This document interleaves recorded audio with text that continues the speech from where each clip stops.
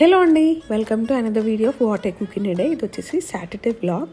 బ్రేక్ఫాస్ట్లోకి గారెలు చేద్దామని నైటే మినప్పప్పు నానబెట్టాను, అదైతే రుబ్బేసుకున్నాను.